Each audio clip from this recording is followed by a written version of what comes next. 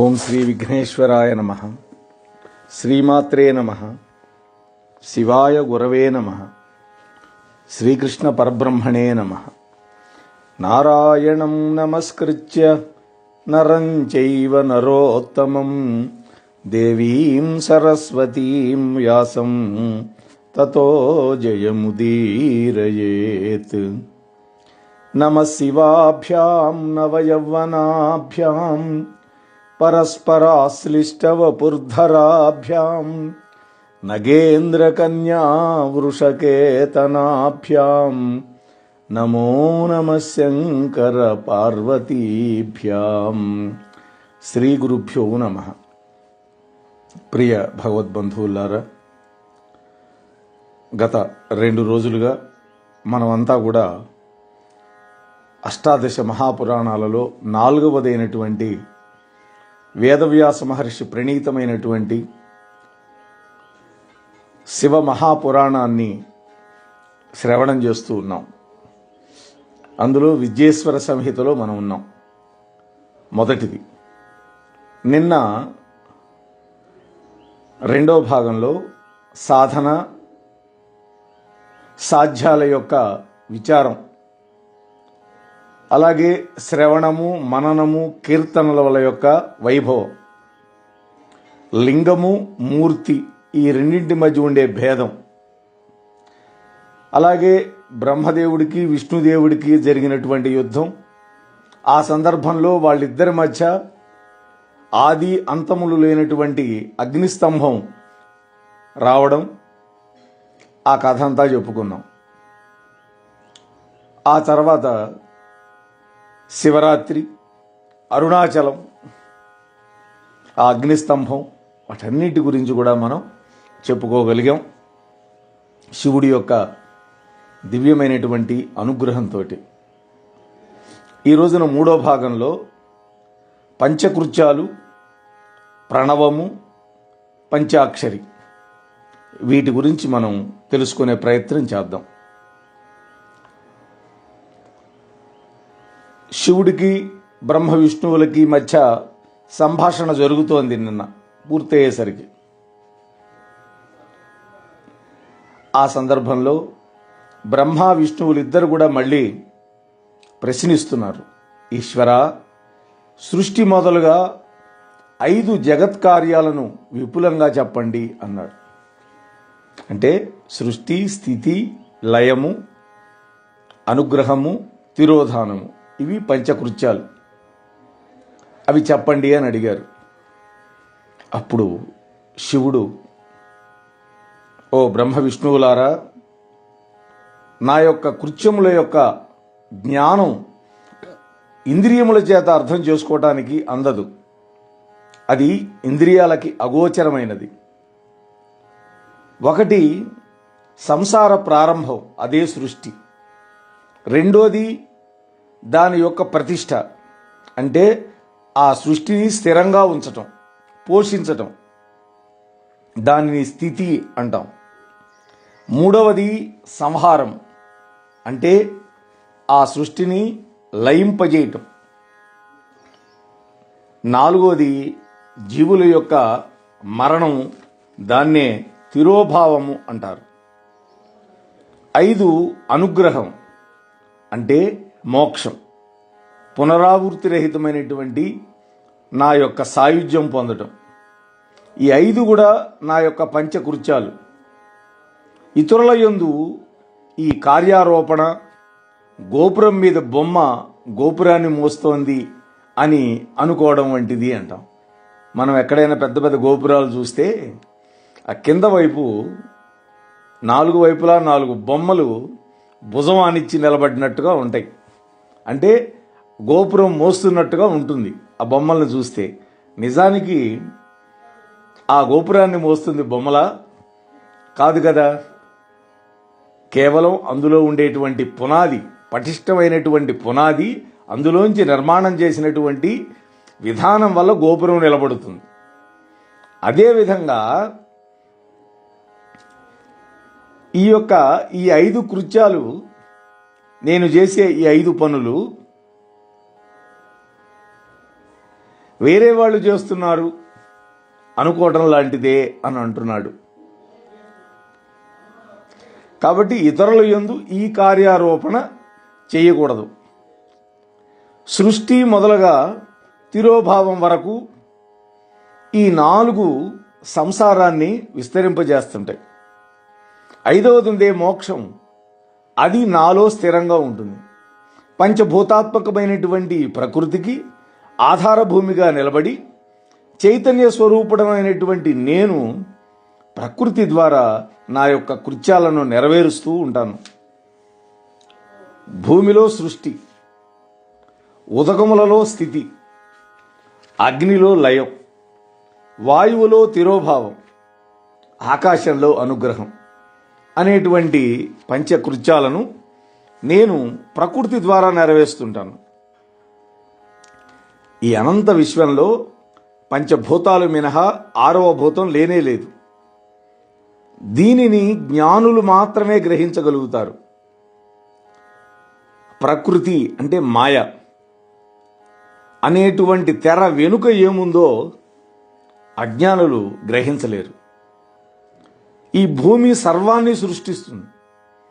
జలం వర్ధిల్లపజేస్తుంది, అగ్ని దహించి వేస్తుంది, వాయువు ప్రాణాలు తీసుకొని వెళ్ళిపోతుంది. అందుకనే ప్రాణవాయువులు అంటాం. ప్రాణ, అపాన, ఉదాన, సమాన, వ్యానం అనేటువంటి 5 వాయువులు, అలాగే 5 ఉపవాయువులు కూడా ఉన్నాయి. నాగము, కూర్మము, క్రకురము, ధనంజయము, ఇట్లా 5 ఉపవాయువులు కూడా ఉన్నాయి. ఆకాశం అనుగ్రహ స్వరూపం.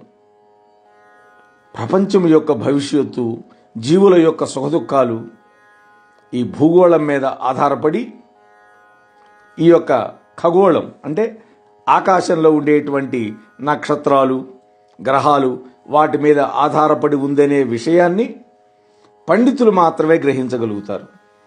ఖమ్ అంటే ఆకాశం, ఖగోళం అంటే ఆకాశంలో ఉండేటటువంటి నక్షత్రాలు కావచ్చు, సూర్యుడు, నవగ్రహాలు, ఇవన్నీ కూడా, చంద్రుడు, ఇవి. నా యొక్క 5 ముఖాల వల్ల ఈ పంచకృత్యాలను నేను నెరవేరుస్తూ ఉంటాను. 4 దిక్కుల్లో 4 ముఖాలు, వాటి మధ్య ఊర్ధ్వ దిశగా 5వ ముఖం ఉంటుంది. ఓ కుమారులారా, మీ తపస్సుకి సంతృప్తి పొందినటువంటి నేను సృష్టి, స్థితి అనేటువంటి కార్యద్వయాన్ని మీకు అనుగ్రహించాను. సృష్టి బ్రహ్మదేవుడికి, స్థితిని విష్ణుమూర్తికి అనుగ్రహించాడు. అది మీ యొక్క భాగ్య విశేషం. ఆ తరువాత ఆ కార్యద్వయాన్ని అంటే ఆ 2 పనులని రుద్రుడు, మహేశులు మీలాగే నిర్వర్తిస్తున్నారు. ఆ తర్వాత 2 ఉన్నాయి కదా, లయము, తిరోధానం. ఈ 2 కూడా రుద్రుడు, మహేశుడు చేస్తున్నారు. 5వది ఉందే అనుగ్రహం. ఆ కృత్యం నేను తప్ప ఇతరులు పొందడానికి అనర్హులు, ఇతరులు ఎవరు చేయలేరు. ఈ యొక్క పూర్వ వృత్తాంతాన్ని మీరు మర్చిపోయారు. కానీ ఆ రుద్రుడు, మహేశ్వరుడు మరిచిపోలేదు. వాళ్ళకి రూపము, వేషము, కార్యము, వాహనము, ఆసనము, ఆయుధాలలో నాతోటి సమానంగా నేను సారూప్యాలు ఇచ్చాను వాళ్ళిద్దరికీ, రుద్రుడికి, మహేశుడికి. ఓ వత్సలారా, నా యొక్క ధ్యానాన్ని విడిచిపెట్టడం వల్ల మీకు ఈ అజ్ఞానం ప్రాప్తించింది. నా యథార్థమైనటువంటి జ్ఞానాన్ని కలిగి ఉంటే మీరు కూడా నా యొక్క సారూప్యాన్ని పొంది ఉండేవాళ్ళు. కాబట్టి జ్ఞానసిద్ధి కోసం, మీ యొక్క అహంకార నిర్మూలన కోసం ఓంకార మంత్రాన్ని మీరు జపం చేయండి. ఆ ఓంకారం సర్వమంగళప్రదం. గతంలో నేను ఉపదేశించాను మీకు. ఈ ఓం అనేటువంటి కారం అంటే ఈ ఓంకారం ప్రప్రథమంగా నా యొక్క ముఖం నుండి పుట్టింది. దాని యొక్క లక్ష్యార్థం నేనే. అది నన్నే బోధిస్తుంది. ఈ ఓంకారం వాచకం, నేను వాచ్యుణ్ణి. అది నా స్వరూపం. దాని యొక్క నిత్య స్మరణ నన్ను స్మరించినట్లే అవుతుంది. కాబట్టి ఓంకారాన్ని స్మరిస్తే శివుణ్ణి స్మరించినట్టే. ఈ మంత్రం ఉద్భవించినటువంటి విధానం కూడా చెబుతాను వినండి. ముందుగా నా ఉత్తర ముఖం నుండి అకారం పుట్టింది, పశ్చిమ ముఖం నుండి ఉకారం పుట్టింది, దక్షిణ ముఖం నుండి మకారం వచ్చింది, తూర్పు ముఖం నుండి బిందువు, మధ్య ముఖం నుండి నాదం పుట్టి ఈ మంత్రం, ఈ ఓంకారం 5 విధాలుగా విస్తరించి తిరిగి ఏకీభూతమై ఓం అనేటువంటి ఏకాక్షర మంత్రమై నిలబడింది. నామరూపాత్మకమైనటువంటి ఈ ప్రపంచాన్ని గురించినటువంటి సత్యాన్ని కుల అకుల, కుల అంటే దేవి స్త్రీ రూపం, అకుల అంటే దేవుడు పురుష రూపం మంత్రాలుగా వేదం చెప్పింది. అవి వేరువేరుగా ఉన్నాయి, కానీ ఓంకారం మాత్రం శివ శక్తి ఈ రెండింటి యొక్క బోధకం. స్త్రీ పురుష శక్తులు రెండూ కూడా ఈ ఓంకారంలో ఉన్నాయి. ఈ ఓంకారం నుండి అకారాది వరుస మరియు నకారాది వరుసలలో పంచాక్షరి మంత్రం పుట్టింది. ఇది సగుణుడు సాకారుడు అయినటువంటి భగవాన్ నుండి బోధిస్తుంది. ఈ పంచాక్షరి నుండే 5 వర్ణాలు కలిగినటువంటి 5 వర్గాలతో కూడినటువంటి వర్ణమాల అంటే అక్షరాలు పుట్టినాయి. శిరోమంత్రం అనేటువంటి చెప్పబడే 4వ పాదంతో సహా 3 పాదాలు గల గాయత్రి మంత్రం కూడా దీని నుండే పుట్టింది. దాని నుండి సమస్త వేదాలు, వేదాల నుండి కోట్లాది మంత్రాలు పుట్టినాయి. ఆయా మంత్రాల వల్ల అంతమాత్రపు సిద్ధి ఉంటుంది. ఈ ఓంకారోపాసన వల్ల సర్వసిద్ధులు ఉంటాయి. మంత్రాల వల్ల అంతంత మాత్రమే ఉంటుంది సిద్ధి, కానీ ఓంకారాన్ని ఉపాసించడం వల్ల సర్వసిద్ధులు లభిస్తాయి, చివరికి మోక్షం కలుగుతుంది. అందుకని ఓంకారానికి అంత గొప్ప శక్తి ఉంది. అందుకనే ప్రతి నామానికి ముందు ఓంకారం పెడతాం, మనం చివరిలో నమః పెడతాం. ఓం శివాయ నమః అంటాం, ఓం రుద్రాయ నమః అంటాం. ఇంతవరకు ఉపదేశించి శివుడు తన వాహనమైనటువంటి నందికేశ్వరుడి వైపు చూశాడు. ఆ చూపులోనే అర్థం గ్రహించాడు ఆయన.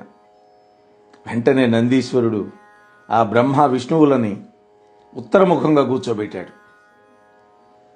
వాళ్ళ శిరస్సుల మీద తన యొక్క చేతిని ఉంచి తిరిగి ఆ మహామంత్రాన్ని ఉపదేశించాడు.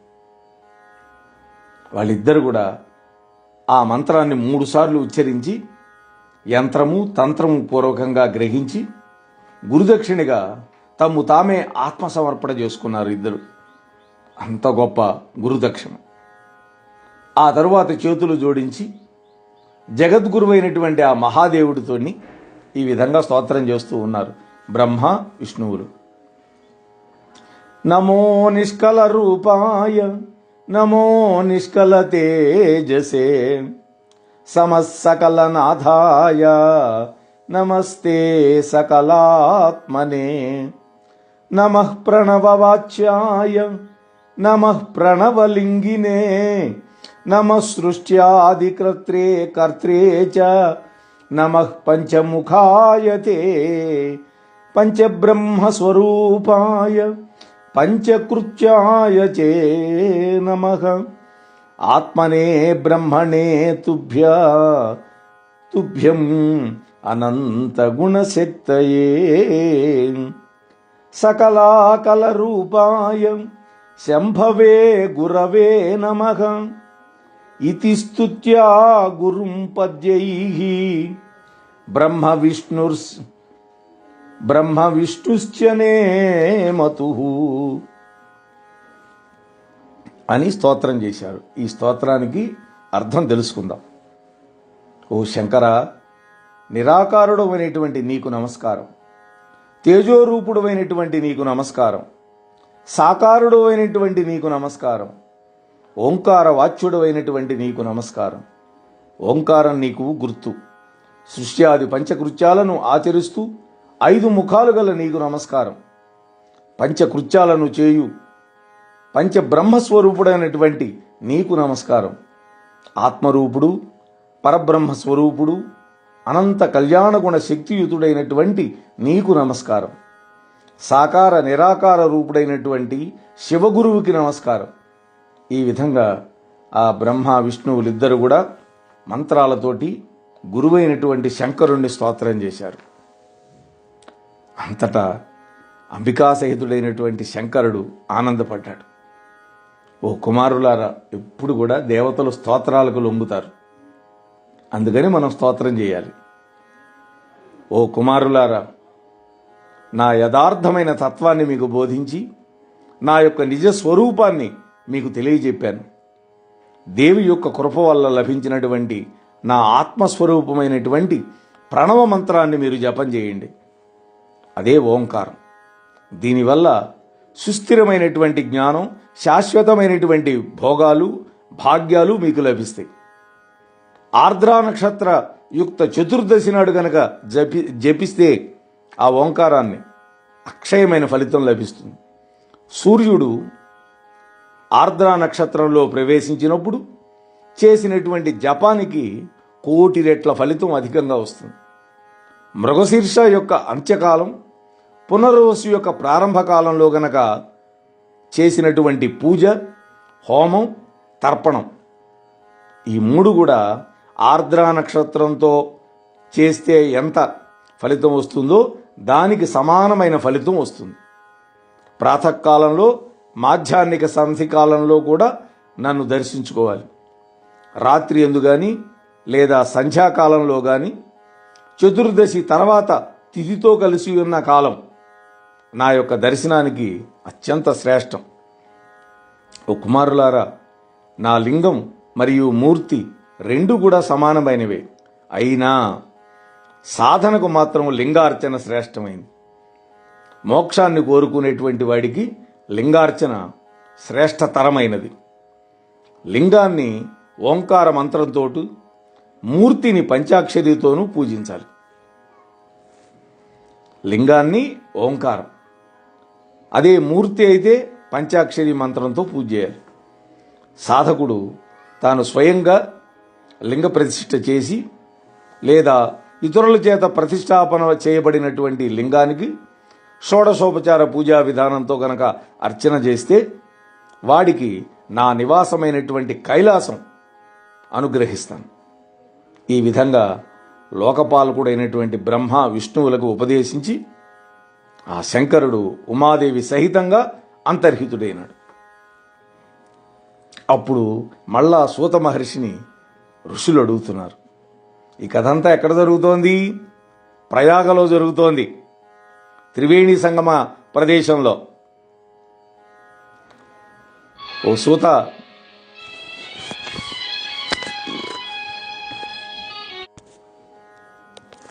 మహర్షులు మళ్ళీ ప్రశ్న వేస్తున్నారు. మహాత్మా సూత, లింగాన్ని ఎలా ప్రతిష్ఠ చేయాలి? లింగం యొక్క లక్షణాలేంటి? ఆ లింగాన్ని ఎలా అర్చన చేయాలి? దేశ కాలాదులను అనుసరించి దేనితోటి లింగాన్ని నిర్మాణం చేయాలి? ఇది వాళ్ళు అడిగినటువంటి ప్రశ్నలు. ఋషుల యొక్క ప్రశ్నలకు సమాధానంగా సూతుడు జవాబు చెప్పడం మొదలుపెట్టాడు. ఓ ఋషులారా, సావధానంగా వినండి.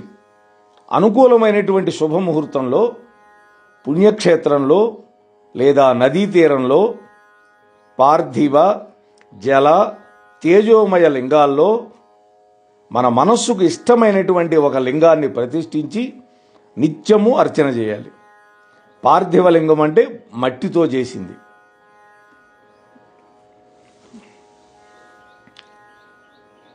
కల్పంలో చెప్పబడిన విధంగా అర్చన చేయాలి.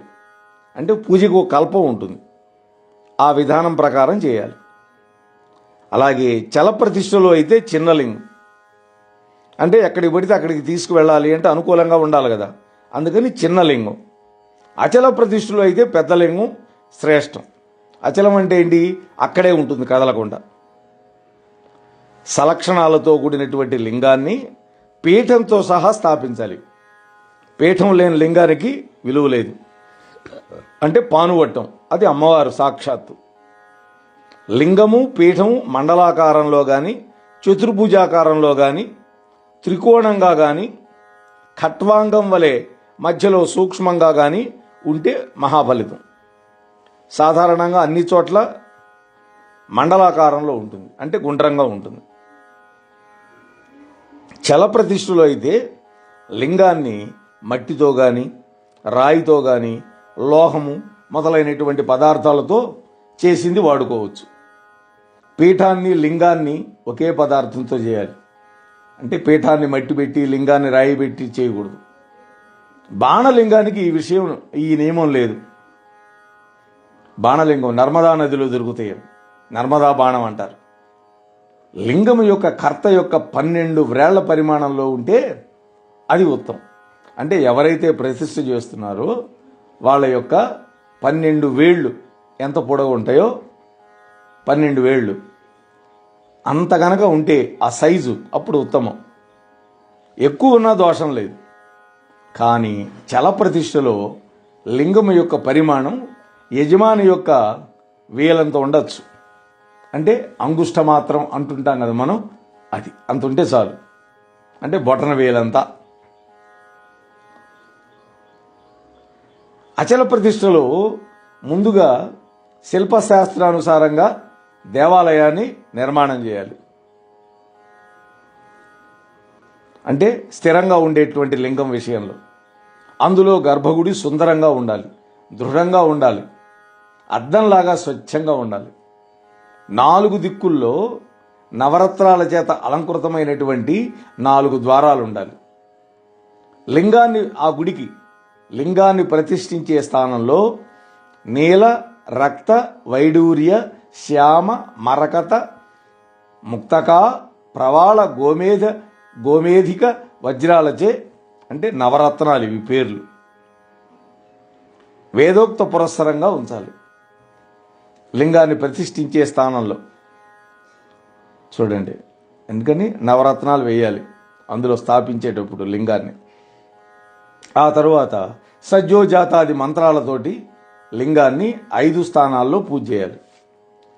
సాకారుడునైనటువంటి నాకు ఇతర దేవతలకి హవిస్సుతో అగ్నిహోమం చేయాలి. శివుడు చెబుతున్నాడు ఈ మాట. సాకారుడునైనటువంటి నాకు ఇతర దేవతలకి అందరికీ కూడా అగ్నిలో హోమం చేసి దాంట్లో హవిస్సు ఇవ్వాలి. గురువును, ఆచార్యుణ్ణి దక్షిణలతోటి అర్చించుకోవాలి.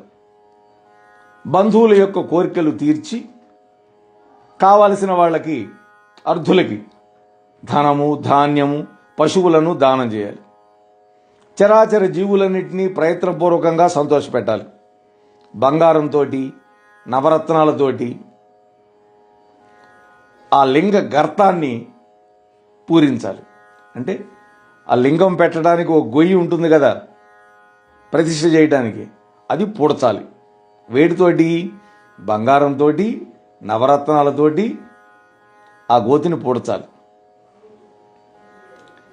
అందుకనే చూడండి, వాటి కింద బంగారం ఉంటుందని, నవరత్నాలు ఉంటాయని ఆ లింగాలని పగలగొట్టి ఇవాళ దొంగలు ముఠా తయారైంది కదా కలికాలంలో.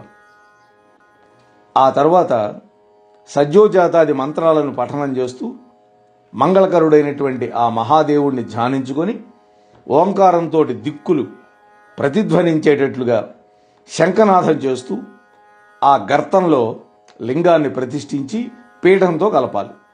గర్తం అంటే గుంట.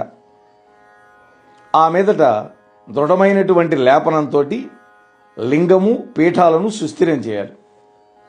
ఇప్పుడు మనం సిమెంట్ తోటి చేస్తున్నాం. ఆ రోజుల్లో సున్నము, బెల్లము ఇటువంటి వాటితోటి బాగా తయారు చేసి గుజ్జులాగా బంక వచ్చేటట్టు వాటిని పెట్టి చేసేవాళ్ళు. అటువంటి దేవాలయంలో ఉత్సవాల కోసం, బయట పూజల కోసం పరమ మంగళమయమైనటువంటి పార్వతీ పరమేశ్వరులను పంచాక్షరితోటి స్థాపన చేయాలి. ఆ మూర్తులని గురువుల నుండి కానీ, సాధు పురుషుల వల్ల కానీ పూజింపబడిన దాన్ని తెచ్చుకోవచ్చు. అది ఇంకా శ్రేష్టం అన్నమాట. మన గురుగారు పూజించింది తెచ్చిపెడితే ఇంకా మంచిది. లేదంటే సాధు పురుషులు పూజ చేసినటువంటి ఆ మూర్తులను తెచ్చిపెట్టుకుంటే ఎక్కువ ఫలితం. ఈ విధంగా లింగాన్ని, మూర్తిని అర్చిస్తే వాడికి శివపదం లభిస్తుంది. అంటే శివుడు ఉండేటువంటి లోకంలో ఉంటాడు. అంతేకాకుండా లింగం 2 విధాలుగా చెప్పబడింది. ఒకటి స్థావరం, రెండవది జంగమం.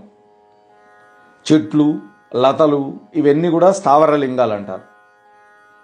క్రిమికీటకాదులు జంగమాలు. స్థావర లింగాన్ని జలసేవనంతో, జంగమలింగాన్ని ఆహారాదులతోటి ప్రీతిపూర్వకంగా సంతోషపెట్టాలి. ఇదే శివపూజ. సర్వత్రా పీఠం ఆ దేవి యొక్క స్వరూపం, లింగం చిన్మయ రూపం. ఏ విధంగా శంకరుడు ఉమాదేవిని ఎల్లప్పుడూ తన అంకపీఠం మీద కూర్చోబెట్టుకొని ఉంటాడో ఆ విధంగానే లింగము యొక్క పీఠం ధరించి ఉంటుంది. లింగము పీఠం అవిభాజ్యం. ఆ రెండిటికి ఒక్కటే, వేరు చేయకూడదు. ఈ విధంగా మహాలింగాన్ని స్థాపించి ఉపచారాలతోటి పూజించి ధ్వజారోహణాది ఉత్సవాలను చక్కగా జరిపించాలి. మానవుడు అచల ప్రతిష్ఠ వల్ల శివధామాన్ని, చల ప్రతిష్ఠ వల్ల శివ పదాన్ని పొందగలుగుతాడు. లింగాన్ని షోడశ ఉపచారాలతోటి పూజా విధానంతో అర్చించాలి. ఏమిటి ఆ 16 అంటే, 1వది ఆవాహన, 2 ఆసనం సమర్పించటం, 3 అర్ఘ్యం, 4 పాద్యం. అర్ఘ్యం అంటే చేతులు కడుక్కోవడానికి నీళ్లు, పాద్యం అంటే పాదాలు కడగటం, 5 ఆచమనం మంచినీళ్ళు ఇవ్వడం స్వామికి, 6వది అభ్యంగనం తలస్నానం చేయించడం, 7 వస్త్రం, 8 గంధం, 9 పుష్పం, 10 ధూపం, 11 దీపం, 12 నైవేద్యం, 13 నీరాజనం, 14 తాంబూలం, 15 నమస్కారం, 16 ఉద్వాసనం. ఇవి షోడశోపచార పూజలు అంటాం మనం. ప్రతి దేవతకి చేస్తాం మనం. అయితే రోజు ఇన్ని చేయలేకపోయినా అప్పుడు కనీసం 5 ఉపచారాలైనా చేయాలట. కనీసం అర్ఘ్యము, పాద్యం, ఆచమనీయం,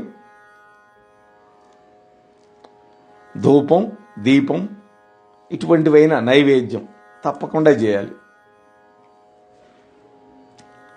దేవతల చేత, ఋషుల చేత, లేదా ఇతర మానవుల చేత, లేదా స్వయం వ్యక్తమైనటువంటి, లేదా సాధకుడు తాను ప్రతిష్ఠించినటువంటి నూతన లింగాన్ని యథావిధిగా అర్చించిన, లేదా పూజా ద్రవ్యాలను దానమిచ్చిన అటువంటి వ్యక్తి మరణానంతరం కైలాసధామాన్ని చేరుకుంటాడు. కొన్ని దేవతా ప్రతిష్టలు ఉంటాయి, కొన్ని ఋషుల చేత ప్రతిష్ఠింపబడి ఉంటాయి. అగస్త్యేశ్వర లింగం అంటాం, అలాగే రామేశ్వర లింగం అన్నాం, అంటే రాముడు ప్రతిష్ఠించాడు. అలాగే మనలాంటి మానవులు ప్రతిష్ఠ చేస్తారు. కొన్ని స్వయంభూలుగా ఉంటాయి, కొన్ని జ్యోతిర్లింగాలుగా ఉంటాయి. కాబట్టి వాటిని అందరికీ లోపలికి వెళ్ళి అర్చించే అవకాశం ఉండదు. ఆ పూజారులు లేదా ఆ బ్రాహ్మణులు ఎవరో వాళ్ళకే ఉంటుంది అర్హత. మరి తక్కిన వాళ్ళకి ఎట్లా పుణ్యం అంటే, పూజా ద్రవ్యాలు ఇస్తే చాలట. అంత విభూతి అని పండ్లు, గంగాజలం, తేనె, పాలు, గోక్షీరం ఇవన్నీ ఇచ్చినా కూడా వాడికి కూడా అంతే పుణ్యం వస్తుంది. దానివల్ల కైలాసధామాన్ని చేరుకోగలుగుతాడు. కనీసం శివాలయానికి వెళ్ళి ప్రదక్షిణ, నమస్కారం ఈ 2 చేసినా కూడా, ప్రతినిత్యం లింగ దర్శనం చేసినా వాడికి శివసాయుధ్యం లభిస్తుంది. మట్టి, పిండి, ఆవు పేడ, పూలు, గన్నేరు పువ్వులు, పండ్లు, బెల్లం, వెన్న, విభూతి, అన్నం మొదలైనటువంటి ఈ పదార్థాలతోటి తన మనస్సుకు నచ్చినటువంటి వస్తువుతోటి ఒక లింగాన్ని తయారు చేసుకొని యథావిధిగా శక్తి మేరకు అర్చించాలి. అయితే లింగ పరిమాణం విషయంలో నిషేధమేమీ లేదు. దేన్నైనా లింగ భావనతో పూజించవచ్చు.